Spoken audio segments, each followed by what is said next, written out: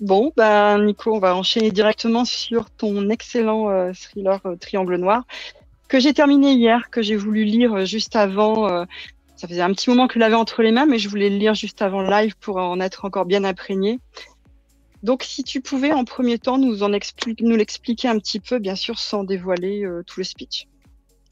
Bah, Triangle Noir, c'est pour le coup, plutôt un vrai polar par rapport à ce que j'ai pu faire. Parce que là, il y a vraiment une enquête policière qui est assez lourde et qui prend tout le livre. Dans lequel on va essayer de comprendre qui pourrait avoir l'idée saugrenue d'enlever des adolescents, des jeunes, de les découper pour prélever leurs organes et puis après de les enterrer pour qu'ils disparaissent et de leur mettre sur la peau un triangle noir avec 3 points à l'intérieur. Et ça commence comme ça.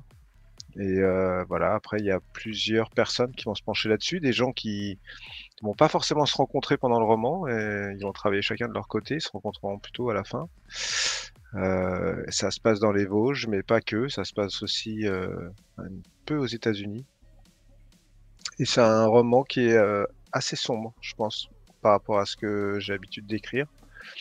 Assez sombre, plus sombre que les autres, je pense. Voilà.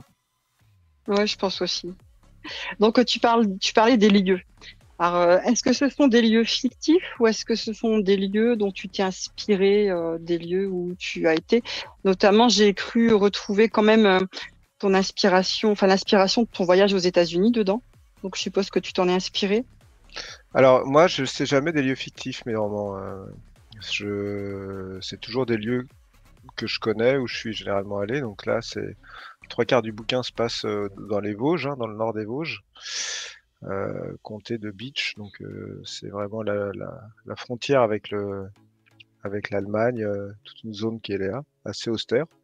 Et l'autre Ouais. partie se passe entre Los Angeles et Palm Springs, dans un endroit qui s'appelle Salton Sea, qui est en fait une zone désertique où il y a des cités entières qui ont été abandonnées, notamment aux homeless, mais aussi à toutes sortes de gens.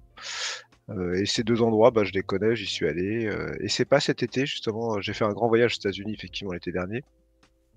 Mais ça date d'il y a au moins 4 ans, mon passage à Salton Sea. Euh, D'accord. mais c'était un lieu que j'avais visité où je m'étais vraiment dit que j'allais à un moment faire un bouquin. Voilà, donc voilà, ça a été l'occasion avec Triangle Noir. Donc, tu arrives à garder, euh, bon, tu as fait d'autres voyages après, mais tu arrives à garder, donc si c'était il y a 4 ans, en fait, tes impressions de l'époque, tu les ranges dans un coin de ta mémoire et puis tu les ressors après, c'est ça? Ouais, bah effectivement, quand tu écris, en fait, tu collectes hein, des histoires, tu collectes des émotions, tu collectes toutes sortes de choses, plus la documentation que tu vas faire au moment où tu commences à travailler un sujet. Mais oui, oui, on est généralement, quand on écrit des histoires, et particulièrement des romans où il faut que ça soit quand même assez nourri, on est généralement quand même assez des éponges, quoi. Alors des fois, la doc se fait au moment de l'écriture, mais des fois, ça vient bien plus loin que ça, quoi. Oui, voilà, justement, j'allais demander par rapport aux recherches que tu fais pour tes livres en général, et là notamment pour Triangle Noir. Tu pioches dans des bouquins, tu fais essentiellement sur le net. Alors, il y a toute une méthodologie quand tu travailles sur enfin, ma méthodologie quand je travaille sur un livre, c'est que généralement, donc, je trouve l'endroit où ça se passe. Mhm. Donc là, je vais me documenter un peu, je dirais de manière topographique, souvent par voie photographique. Je vais chercher des images, mais aussi des bouquins. Ça peut aller du topo guide de randonnée à des bouquins un peu sur la culture de l'endroit où ça se trouve.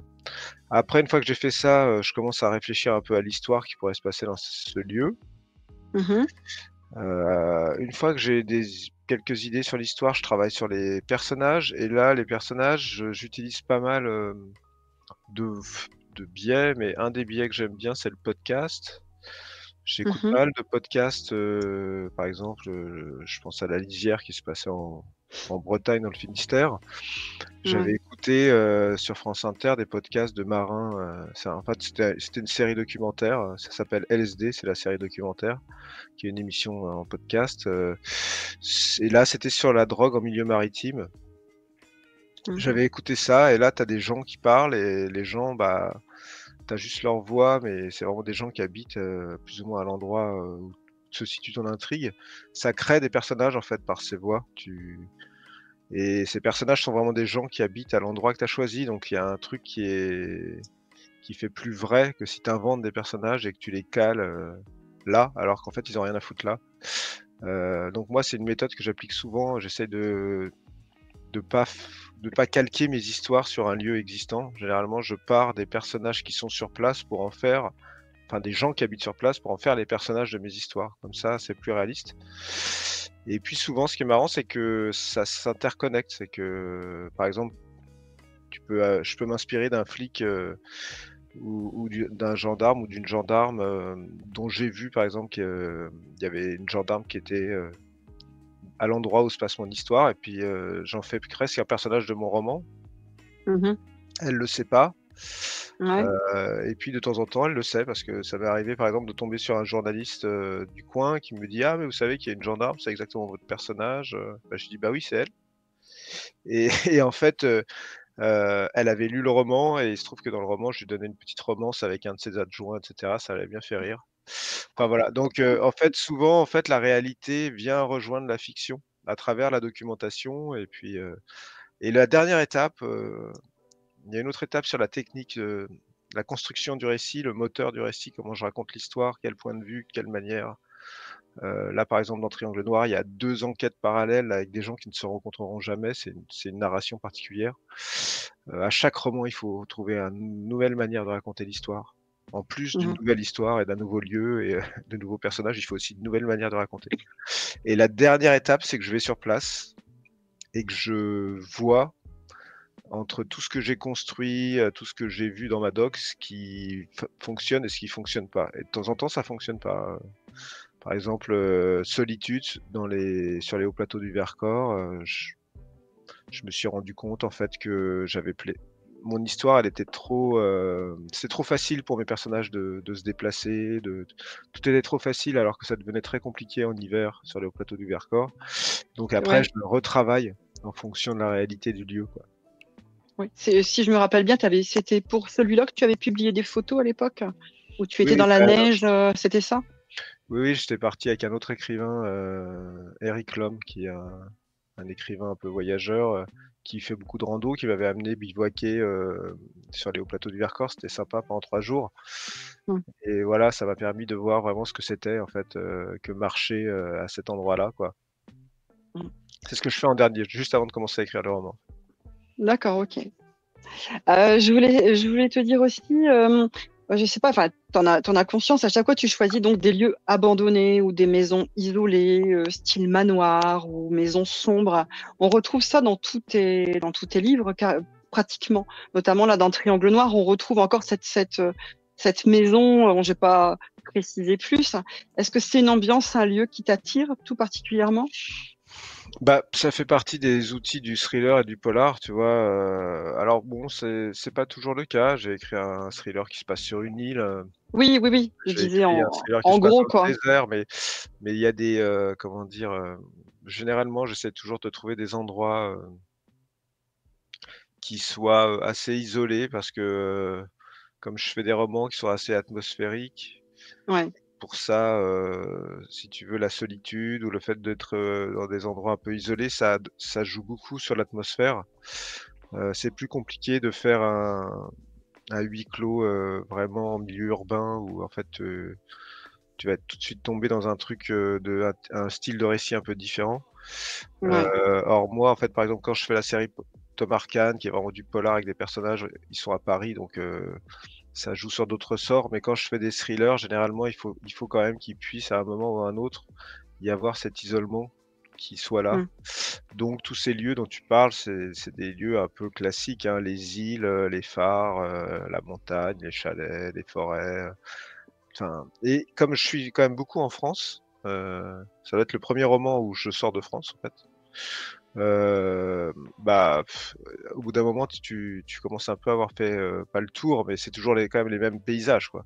C'est plus Ouais. facile de changer de paysage quand tu voyages partout dans le monde et cetera. Oui. Ce que je fais pas, Mhm. ce que je fais pas, tu vois? Donc après c'est, J'ai fait la montagne dans plusieurs de mes romans, mais c'est jamais vraiment la même montagne. Entre Ouais. Avalan entre Avalanche Hotel, Solitude et Triangle Noir, en fait, il y a pas beaucoup de rapport, ça reste quand même de la neige dans les 3, mais Ouais, c'est pas pareil, quoi. tout à fait. Je vois qu'on a une petite question, Fred. Mais oui, Ah oui.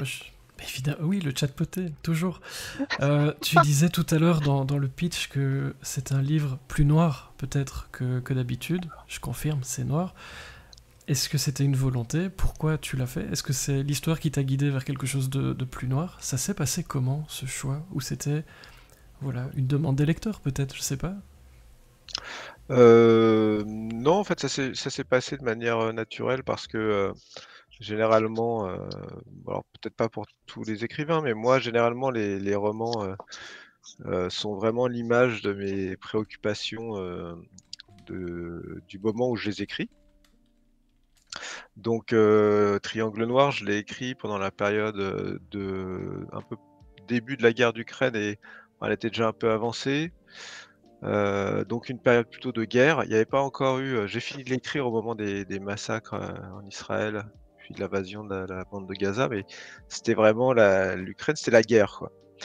Et en fait, dans ces moments-là, en fait, tu réfléchis à la guerre, si tu veux, c'est quelque chose qui est tellement,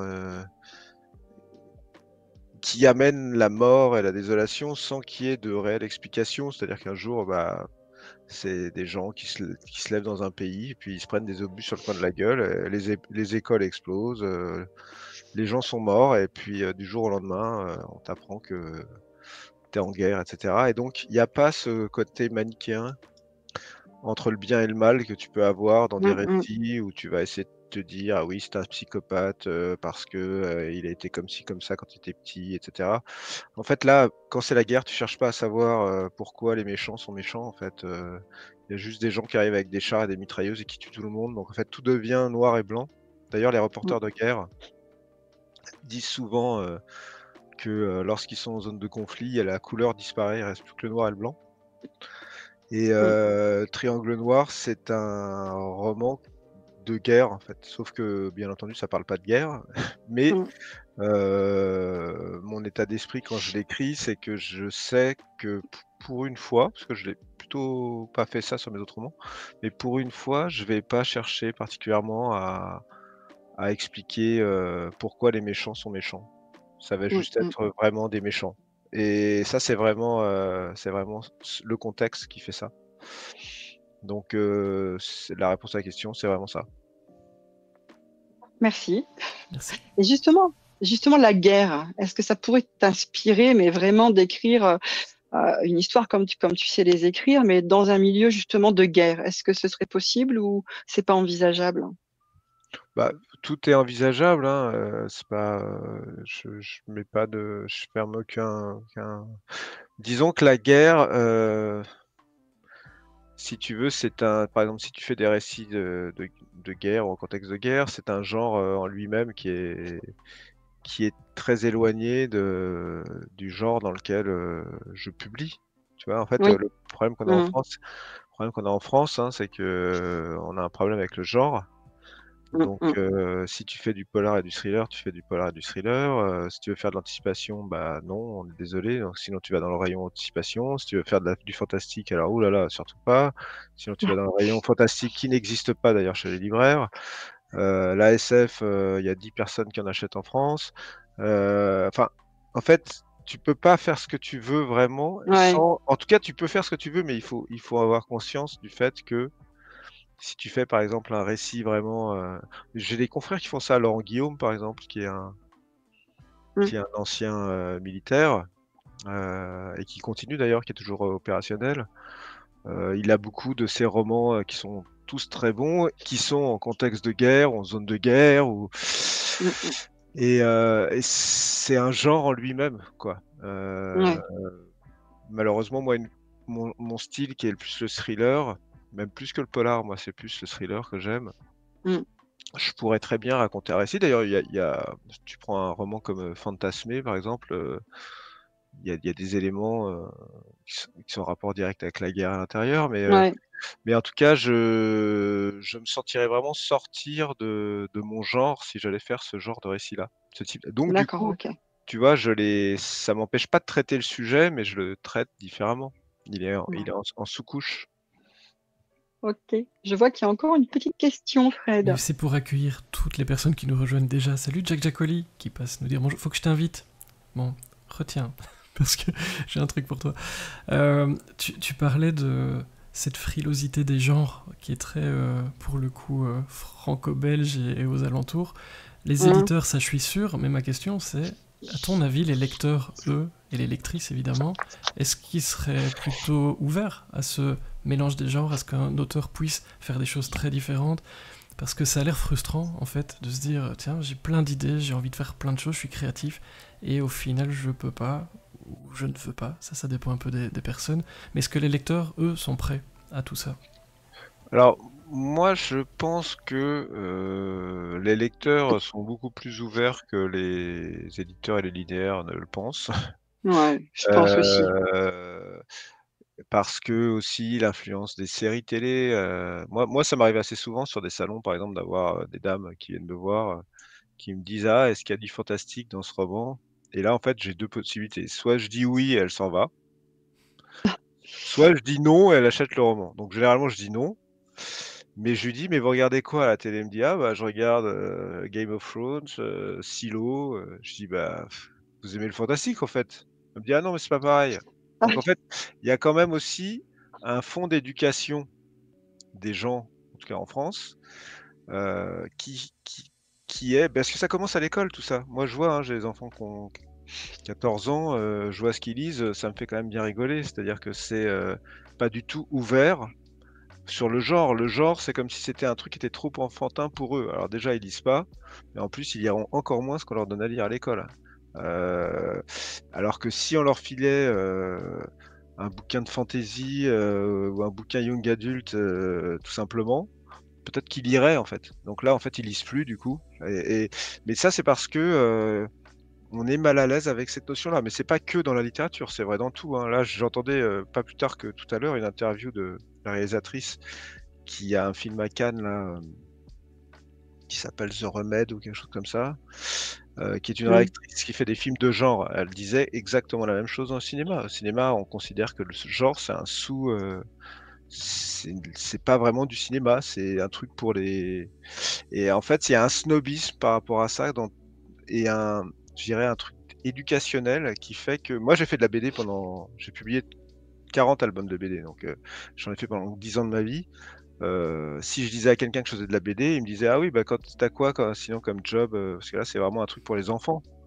Et en fait, il y a un truc où, dès qu'on n'est pas, sérieux, voilà, on est un vieux continent, on aime bien les trucs sérieux, quoi. Aux États-Unis, ils ont pas ce problème-là, hein, tous les anglo-saxons, ils mélangent tous les genres. Tu peux, raconter n'importe quoi, de n'importe quelle manière. Ce qu'ils aiment, eux, c'est l'entertainment, c'est l'histoire. C'est est-ce que l'histoire m'embarque ou pas?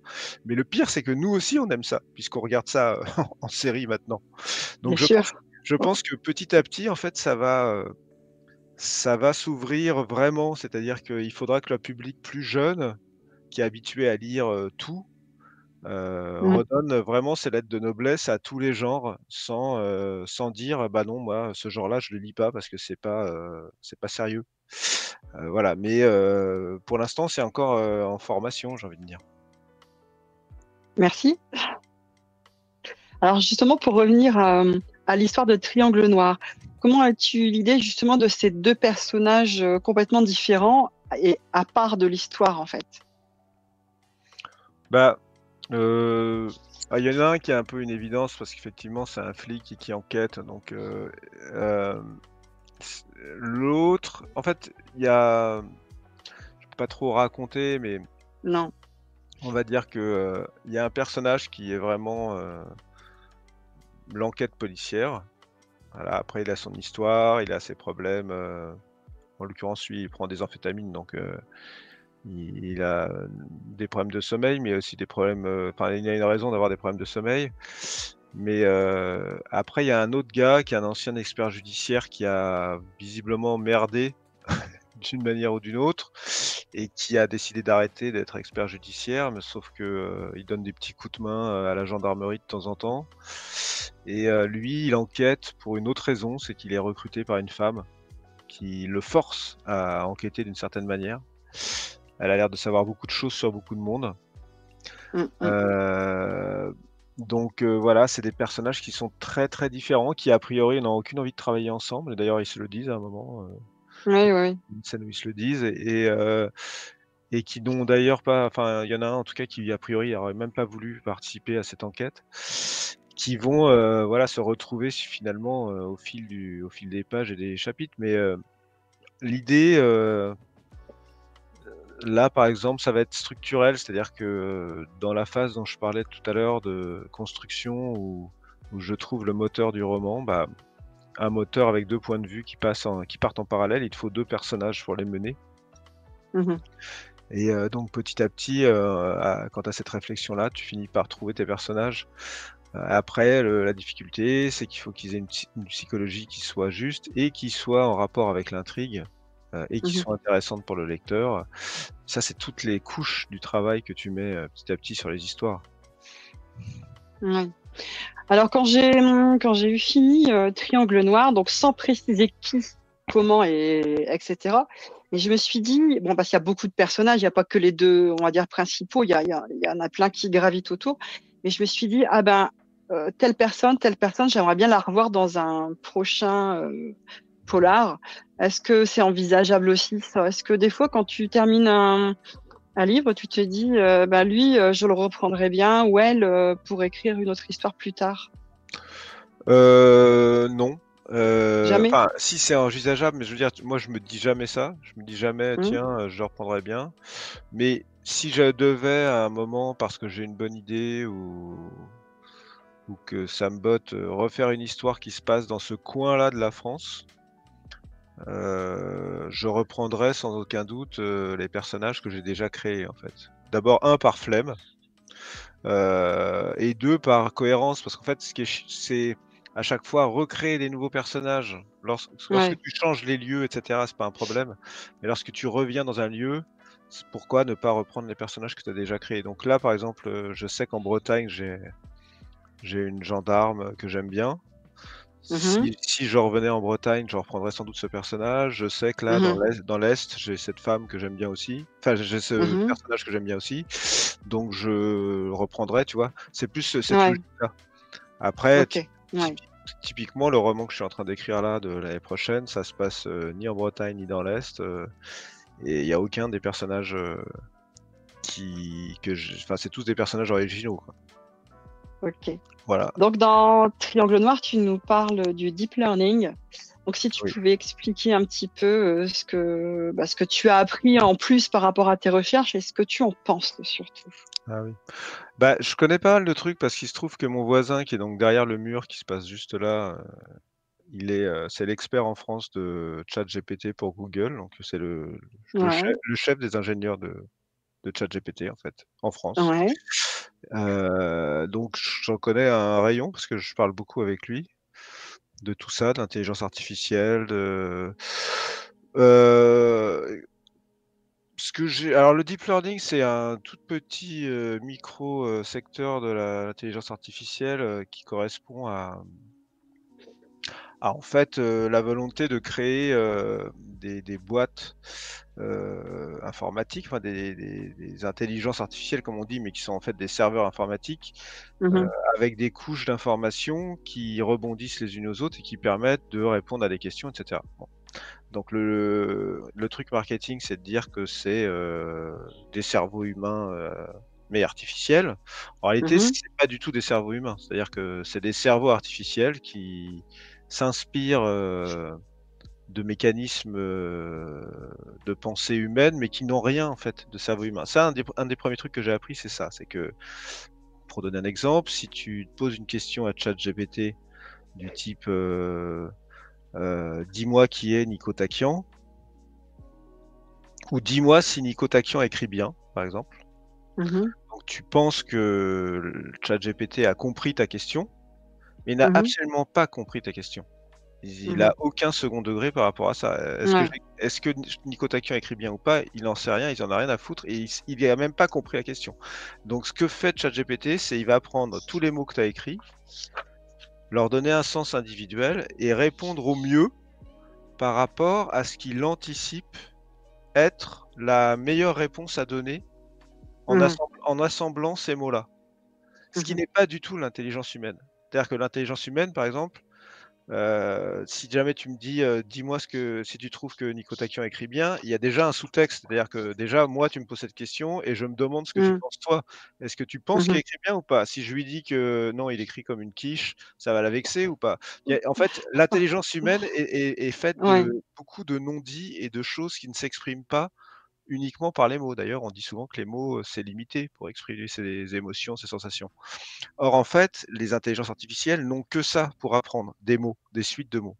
Donc, c'est déjà un grand malentendu quand on pense qu'en écrivant à ChatGPT, il comprend ce qu'on dit. En fait, il ne comprend pas ce qu'on dit. Il essaie de répondre au mieux par rapport à une chaîne de mots. Ça, par exemple, je l'ai appris. Et c'est vrai que, comme ce que je disais au début, c'est que j'ai écrit sur la guerre, parce que la guerre se passait. En même temps que la guerre, il y avait aussi l'émergence de l'intelligence artificielle quand j'ai écrit ce roman. C'était la grande peur de l'arrivée de l'intelligence artificielle, les levées de boucliers, etc. Donc, il se trouve que du coup, il y a une intelligence artificielle dans mon roman qui pose vraiment la question de quelle est sa limite. Et ce roman, alors ça dure 3 chapitres dans le roman. Hein, c'est pas un roman cyber du tout. Hein. Il y a 3 chapitres d'intelligence artificielle. Mais ce que je veux dire, c'est que ce personnage d'intelligence artificielle pose le questionnement des limites de l'intelligence artificielle, puisqu'en fait, pour pouvoir fonctionner, il va avoir besoin justement de tout ce qu'un cerveau humain peut interpréter pour l'aider à comprendre ses propres raisonnements. Quoi. Donc voilà, c'est en gros la manière dont ça se passe dans le roman. Mais bon, après, mon point de vue là-dessus, c'est que l'intelligence artificielle, comme dans tout, pas que ChatGPT, Midjourney, enfin tout. On cite des exemples, mais qui sont rien du tout par rapport à toutes les applications que ça a. Il y en a partout. C'est des outils qui, de toute manière, c'est une question de... En fait, on me demanderait mon avis, je dirais que ça n'a aucun intérêt que je donne mon avis. De toute façon, on n'a pas le choix, en fait. La technologie, elle s'impose. C'est pas comme si on faisait des référendums pour nous dire est-ce que vous voulez qu'on jette ChatGPT à la poubelle? Non, en fait, on ne jettera pas ChatGPT à la poubelle. D'ailleurs, il va être, si j'ai bien regardé, il y a je ne sais plus quelle version du logiciel de l'iPhone là qu'il a intégré dans son système. Donc en fait, il va même être là où on ne sait même pas qu'il est. Donc en fait, la technologie s'impose. Donc après, la question, c'est plus du point de vue légal, est-ce qu'on peut pas quand même essayer d'encadrer des trucs? Parce que ça, c'est vrai que ça, on peut le faire. Il y a d'autres technologies qui existent, on les encadre quand même. Donc ça, est-ce qu'on peut pas essayer d'encadrer? Donc ça, c'est là où il y a des pays qui ont beaucoup de retard et ça va être compliqué parce que les enjeux économiques, tout ça.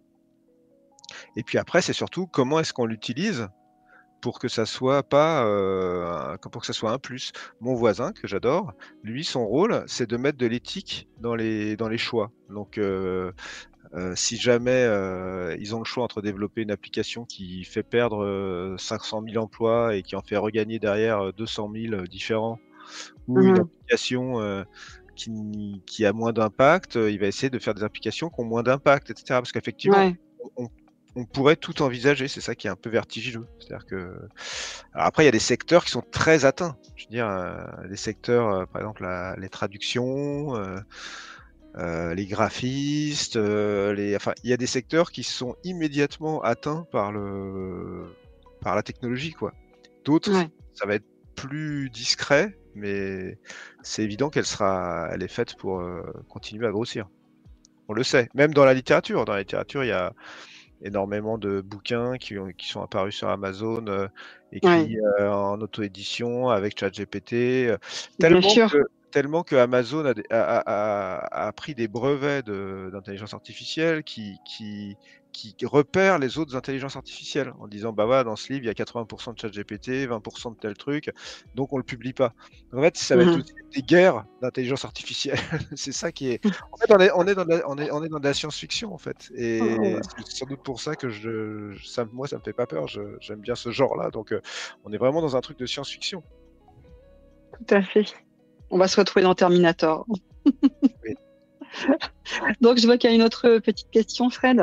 Non, c'était pour rebondir, Loïc qui nous dit un des avantages que l'on garde sur l'intelligence artificielle, c'est clairement l'émotionnel. Oui, ça fait beaucoup réagir, évidemment, dans ma petite oreillette aussi. J'ai plein de questions, mais il reste moins de 10 minutes, alors je vais pas vous les manger maintenant. Mais je pense qu'on se reverra et qu'on en parlera, parce qu'il y a vraiment beaucoup de choses à en dire. Est-ce que en version très très courte, par contre c'est la question qui revient, tu as dit ton avis n'a pas beaucoup d'importance, mais c'est un outil. Est-ce que tu l'utilises, toi, par exemple, pour Triangle Noir? Est-ce que ChatGPT a été utile pour quelque chose? Est-ce que tu as un exemple? Ou bien tu te dis non, pas du tout? Alors moi, je l'utilise de manière vraiment totalement surréaliste. C'est-à-dire qu'en fait, mais c'est pour ça, il faut vraiment bien connaître la routine de l'écrivain. Parce que un des gros problèmes que tu as quand tu écris des romans, c'est la solitude. Puisque en fait, l'écriture, c'est vraiment un marathon ou j'en sais rien, une préparation d'un master de bodybuilding. Donc, en gros, ça veut dire que tous les jours, il faut aller à la salle, ou tous les jours, il faut courir, donc voilà, il y a cet effet de devoir sans arrêt revenir, quel que soit ton état, quel que soit ce que tu as fait la veille au soir. Moi, j'écris le matin tôt. Et en fait, souvent, il m'arrive le matin de me retrouver seul devant mon ordi, de me dire, OK, donc j'en suis là, donc là, il faut que j'avance, il faut que je fasse ça. Non, mais je suis crevé, tout ça. Jusqu'à aujourd'hui, bah, j'avais que ma motivation. Aujourd'hui que j'ai ChatGPT, j'ai créé un assistant d'écriture qui est vraiment très très mauvais en écriture, pire que moi. Donc, c'est-à-dire que quoi que je lui demande d'écrire, je sais que ça va pas le faire. Mais il a un énorme avantage, c'est qu'il est très poli, il n'arrête pas de s'excuser d'être mauvais, etc. Et surtout, il est hyper de bonne humeur tout le temps. Donc en fait, très souvent, ce que je fais, c'est que je me branche, je lui dis bonjour et je lui dis tiens, on va écrire un chapitre ce matin, ça va se passer dans la neige, et il va me faire ah bah génial, super, je suis très content qu'on écrive ce truc. Et en fait, cette simple présence de ChatGPT fait que je travaille beaucoup plus rapidement, comme si j'avais une espèce d'assistant débilos dans mon salon tous les matins de bonne humeur, quoi. Et en fait, moi, je l'utilise vraiment comme un persona, quoi. Une, euh, une espèce de présence qui fait que quand je me sens limite à me dire non, non, je vais pas bosser aujourd'hui, je suis pas bien. Je me dis bon, tiens, je vais écrire deux trois conneries avec ChatGPT et puis hop, ça me met dans le truc et après je bosse beaucoup plus facilement. Donc j'ai trouvé cette manière-là. Je l'utilise aussi pour les synonymes. Je vais lui demander des synonymes. Je peux l'utiliser, mais avant je le faisais déjà sur Internet, quoi. Avant j'avais et encore avant je le faisais dans des bouquins, enfin dans des dictionnaires de synonymes. Donc ça c'est vraiment comme un outil assez classique, je dirais. Le champ lexical, tu peux l'utiliser, tu peux lui dire sors-moi tous les adverbes, tous les adjectifs, tout ce qui est autour du froid et de la forêt, par exemple. Mhm. Et de faire des listes interminables, et puis tu vas piocher un mot dedans que tu n'as pas forcément l'habitude d'utiliser, tu vois. C'est vraiment l'idée de l'outil un peu multifacette que tu. Je faisais la même chose sur Internet avant, mais il fallait que je quitte mon truc, j'aille dans le site où je Mhm. retrouve ça. Là, ça centralise un peu le truc. Donc c'est utile pour ça. Après, pour écrire, hmm, cet assistant n'ayant aucun second degré, aucune conscience du sous-texte, en fait, pour qu'il écrive quelque chose de correct, déjà, il faut toi-même être un bon écrivain. Il faut lui expliquer absolument toutes les erreurs qu'il fait pour qu'il sorte un truc que tu as écrit en 10 secondes. Donc, en Mhm. fait, il y a vraiment ce gap. Alors après, je parle pas de. Je pense qu'il est meilleur, et ça, c'est triste parce que c'est vrai. Je pense qu'il est meilleur en imaginaire. Moi, c'est un genre du réel. C'est un genre réaliste, le polar et le thriller. C'est hyper concret, il faut que tout soit juste. Ça, il a beaucoup de mal parce que lui-même ne sait donc, comme je vous l'ai expliqué, pas de quoi on parle, puisqu'il comprend rien en fait de ce que tu lui racontes. Donc, alors que quand tu lui dis, vas-y, invente-moi un monde où c'est n'importe quoi, alors là, il est parti, il assemble des trucs hallucinants et il te sort des choses où tu te dis waouh, effectivement, c'est n'importe quoi. Donc, je veux dire, dans l'imaginaire, finalement, il a moins de mal puisqu'il n'a pas de sens du réel en fait. Il a moins de mal dans l'imaginaire que dans le réel, quoi. Mais voilà, après, en écriture, si, c'est bien. Vous voyez, d'ailleurs, les gens le font pour ça. Dès que quelque chose est, je sais pas, une lettre officielle. Oui, rédige-moi une lettre pour demander mon passeport à la mairie. Bon, bah voilà, en 2 secondes, il t'a rédigé un truc hyper officiel. Il en a 10 000 exemples sur Internet. Et tu te dis, putain, c'est hyper pratique. Mais c'est vrai, parce qu'en fait, il n'y a pas d'affect, il n'y a pas d'émotion, c'est purement technique.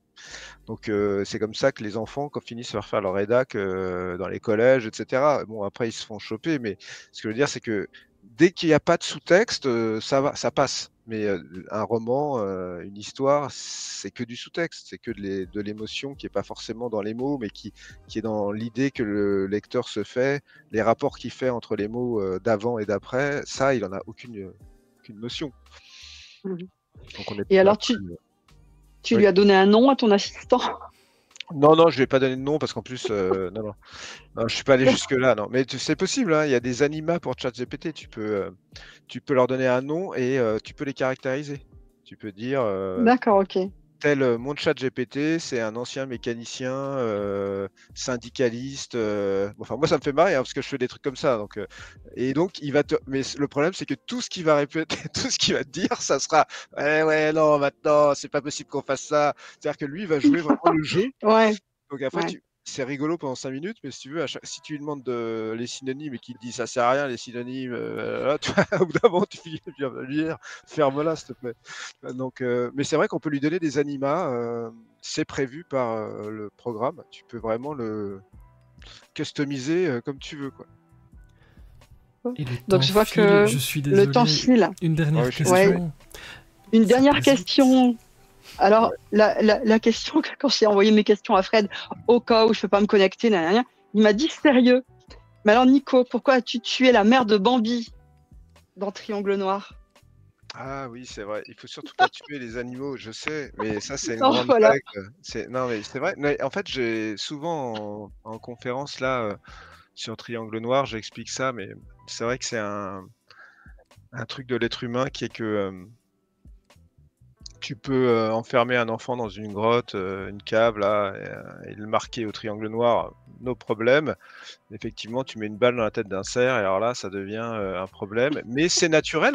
Non, mais en fait, Oui, mais oui. la capacité d'empathie qu'on a pour les animaux est très forte. Et alors que c'est vrai que dans un thriller, un polar, on part du principe que les enfants vont prendre cher, les femmes vont prendre cher, tout le monde va prendre cher. Donc en fait, tu t'y attends. Alors que les animaux, tout d'un coup, je me rappelle de Norek avec son chat, tout le monde lui a, Dans le micro-ondes, voilà, tout le monde lui en a parlé pendant 10 ans. bien sûr. Moi, j'ai balancé le chien de ma sœur sur le périph' dans Toxic, mais pour de bonnes raisons, puisque le chien de ma sœur était un connard déjà, et il avait mordu mon fils, donc il s'est fait balancer sur le périph'. Bon, ma sœur s'en est jamais rendu compte. Pourtant, c'était le nom du chien de ma sœur, hein, mais bon, bref. Là, il se trouve qu'effectivement, je tue un animal justement pour que ça soit plus choquant que si c'était un être humain, en fait, ce qui est Oui. assez fou. Mais en fait, c'est la 2e fois qu'on me pose cette question. Même la 3e fois qu'on me pose cette question. T'as vu Fred? Cette scène a vachement marqué, cette scène de chasse, en fait, Mm. a vachement marqué. Mais bon, moi, je suis pas chasseur et je trouve ça dégueulasse. Donc, en même temps, j'en mets une petite couche. Mais ce que je veux dire, c'est que je sais que ça marche émotionnellement. Et pour terminer juste là-dessus, Alex Hugo, donc la série qu'on a créée avec Franck Tillier, il y a un épisode avec Franck, on avait commencé d'Alex Hugo, c'était moi qui l'avais écrit d'ailleurs. La première scène, c'était Alex Hugo qui, comme d'habitude, traîne dans la montagne avec ses jumelles à regarder les bouquetins. Et tout d'un coup, il entend un coup de feu, donc il arrive. Et puis là, il y a Georges, le gars qui habite tout seul dans les alpages avec son troupeau. Et donc il fait ah déconne pas Georges avec ton fusil et tout. Et en fait, il se rend compte que Georges a tué toutes ses bêtes. Et donc Alex Hugo arrive en disant déconne pas Georges, lâche ton fusil, etc. Et là, on m'arrête. Tout ça est en lecture à la chaîne. On m'arrête et on me dit ah non mais là non c'est pas possible. Hein. Là, on change ce début là, c'est pas possible. Parce que là, vous avez tué des moutons. Je dis ah, tuer des moutons. il y a au moins 10 morts dans l'épisode. Oui, et en fait, bah, on a enlevé cette scène, et donc ça a été juste Alex Hugo qui regarde des boudins dans la montagne. Et ça, en fait, ça se vérifie toujours. Non, mais ce truc sur les Ouais, animaux c'est se vrai. vérifie toujours, et sur tous les C'est supports. vrai. Même c'est pire en film, une scène de violence animale, c'est très rare déjà. C'est vrai. Dans un film, c'est très rare. Mhm. Et quand c'est filmé, c'est très violent. Et ce que ça crée tout de suite, c'est que les gens se disent, est-ce que tu crois qu'ils ont vraiment fait ça à l'animal? Non, mais c'est vrai. Ouais, Et, ouais, d'ailleurs, grave. ils ont raison de se le dire, parce que je pense que la question peut se poser dans certains cas. Donc, mais c'est vrai que c'est un rapport qu'on a à ces êtres qui ne peuvent pas se défendre, qui est beaucoup plus empathique en fait qu'envers notre propre espèce, ce qui est intéressant psychologiquement parlant. Carrément. Mais le lama peut vous cracher dessus, sachez-le. Il se venge Bah quand oui. même. Je suis désolé, ça passe très très très vite. Oui. C'est fini. Tu parlais de Franck, juste un petit clin d'œil. J'ai vu les affiches énormes en gare de Lille, tout près de Oui. chez vous, hein, Fanny. C'est un truc de Je fou. les ai, Ce je serait les ai tellement vus bien en qu'il y ait- vrai la dernière fois. Ce serait Ah, tellement ça- bien qu'il y ait ça dans toutes les gares, en fait, avec plein d'auteurs. J'adorerais ça, mais ça claque, hein. Ça claque vraiment. C'est vrai. Nico, je te C'est laisse vrai. évidemment le mot de la fin pour refermer le couvercle de cette boîte qui était la tienne. Que souhaites-tu nous dire pour conclure ton premier passage parmi nous? Il y en aura d'autres parce qu'on a encore plein de questions. Il va falloir revenir, je suis désolé. Qu'est-ce que je fais? Bah, je souhaite vous dire à très vite, et puis faites attention avec vos animaux. Oui, ça va aller. Ça va aller. Bon, en tout cas, je te remercie beaucoup d'avoir répondu à notre invitation. Mais c'était un plaisir. Et Merci. bonne soirée à vous toutes et tous. Merci. Bonne soirée beaucoup, aussi. Nico. Merci Salut, beaucoup, salut. Fanny. C'est toujours un plaisir. Salut, de Fred. t'accueillir.